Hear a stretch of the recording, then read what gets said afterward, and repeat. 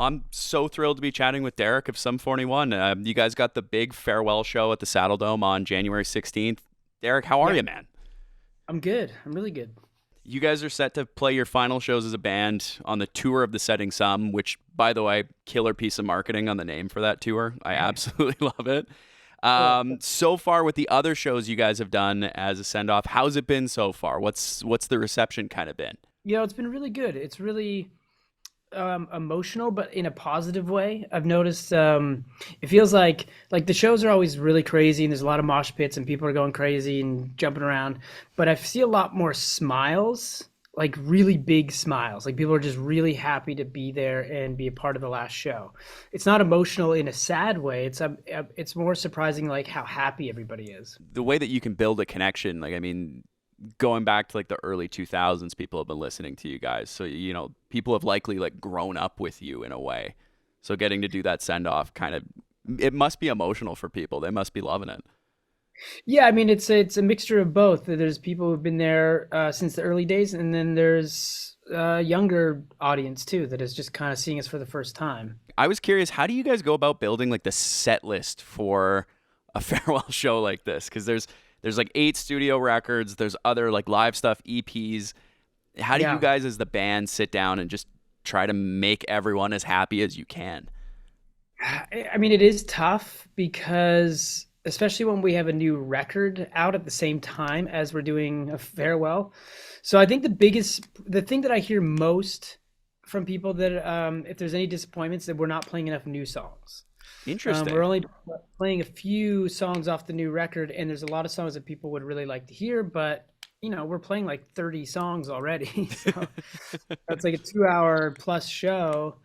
We just can't fit that many songs, and it's just gonna be it just doesn't make sense. So that's the only downside of having a new record and a farewell tour on the same cycle. With that, do you guys change up the set list based on like what you're feeling going into these different shows, or do you guys keep it kind of consistent throughout? We're usually consistent for a tour. Yeah. So like we'll change it up. We'll probably do something different in Canada than we just did in Europe. We did something different in the US and we did something different in Asia.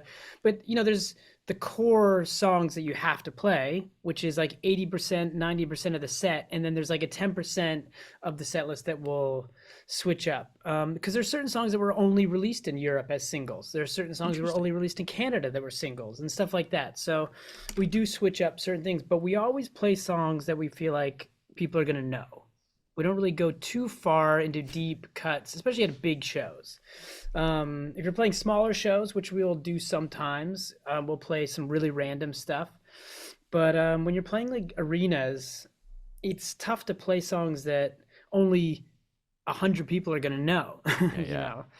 Yeah, I mean, and sometimes it can be fun, especially for like, fans who might have, wanted to hear something off like a debut record or something. But at the same time, you never know if people are going to have, that much interest in it too, right? Well, you don't want to like bum out 11,000 people and have a few hundred people that think it's awesome or 1,000 people, and it's just a dead arena Yeah. who have no idea what's going on. So it does get a little bit of a balancing act in certain ways. With that new record that came out, Heaven and Hell, what was it like for you guys going in and kind of recording 2 different sounds? Because going up to the release of the album, I was really curious to see how it blended together, and I thought it did really well. But like for you guys, what went into the recording of that? Well, it was I think the thing that made it the easiest was that it was all by accident and none of it was planned, and they were just songs, and the music pretty much told us that these are two different records. So these were just songs that I'd been writing over the pandemic, and I collected a bunch of songs. Some of them were heavy, some of them were leaning more pop punk, and they sounded weird together, like in a row. Like if you put a pop punk one and then a heavy one, and then went back to a pop punk one. So I started splitting them up and realized, okay, there's like 10 pop punk ones and there's 10 heavy ones. Like it's almost like two different albums. Would we release them separately as album? And then it just kind of dawned on us all that like, why don't we just make it a double album? If I recall, I think, is that your guys' first double album? Yeah, Yeah. yeah, for And sure. it's really interesting because there's been other artists that have kind of done the same thing. I remember Jack White coming out of the pandemic did a double release. He didn't put them together, but he split them up. He had an acoustic and more of like a rock one. Okay. And I was curious, like when you write those types of songs, do you think about it in any way? Like, are there certain times where you like write and record where you're like, I'm gonna go a little bit more pop punk, or I'm gonna go a little bit like more metal on this, or Yeah, I mean, so the thing with the pop punk stuff was, again, it was all that was another accident to a yeah, certain degree, because during the beginning of the pandemic, I was getting asked by different artists and different managers and different labels if I'd be interested in co-writing and working with some other artists, and they were all looking for pop punk stuff. And I thought, well, I haven't really written a pop punk song in about 15 or 16 years. Maybe I should just try to write some stuff and see if I can even still do it. yeah, yeah, yeah. And then when I came up with a few songs, I realized I actually liked them all, and I didn't end up giving anything away, and I wanted to keep them all. And at first I didn't even know what I was going to do with them. I just thought, Yeah. I'll keep these for some time. I don't know what I'll do with them. Maybe they're released down the road or whatever. And as time went on, I started to grow to like them even more and more. And then this idea of like doing a double album came out.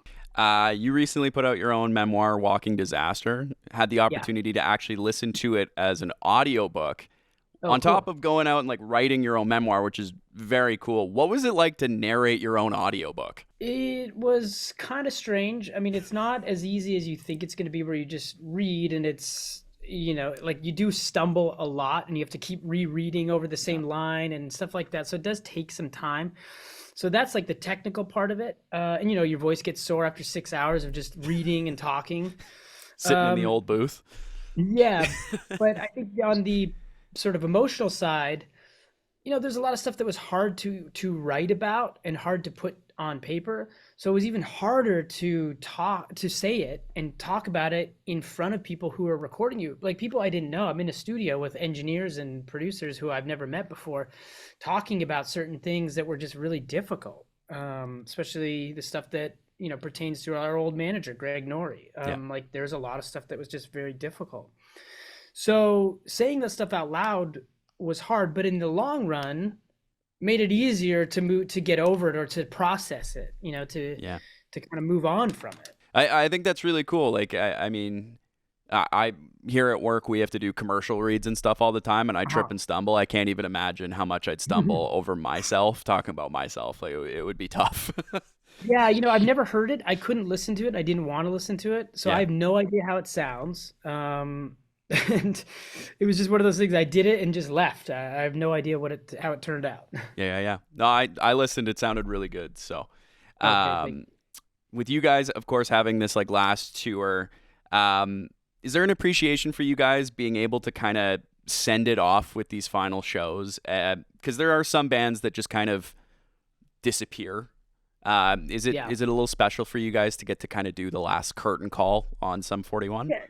Yeah, yeah, definitely. I think it is. I mean, when I first had this idea of thinking this is probably going to be it for me, it was before the record came out. It was before anybody knew that there was a record.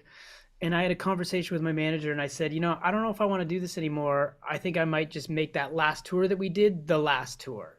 And thought about just disappearing. And after having a conversation, we thought, it'd probably be best. I'm going to end up blindsiding the rest of the band, because it was really my sole decision to kind of walk away. Yeah.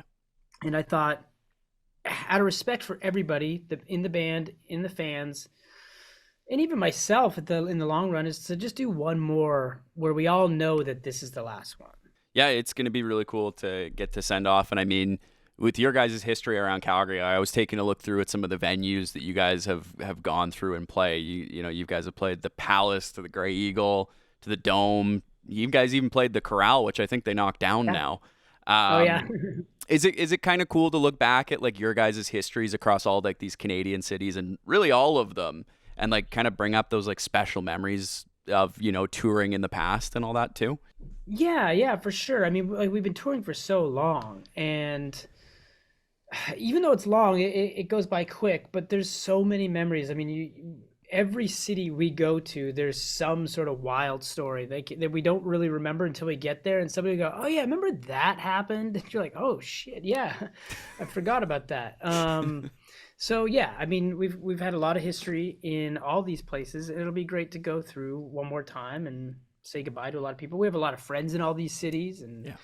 met a lot of fans over the years that have been coming for 20 years, and we've seen them grow up and seen them have kids and stuff like that. So it's interesting to go back to a lot of these places. Yeah. Do you have any Calgary ones that stick out off the top of your head? Yeah, unfortunately, the first thing I always think about Calgary. I mean, I've got some great ones, and I've got the one that reminds me the most of Calgary is I injured my back for the first time in Calgary Ooh. on stage at that same arena.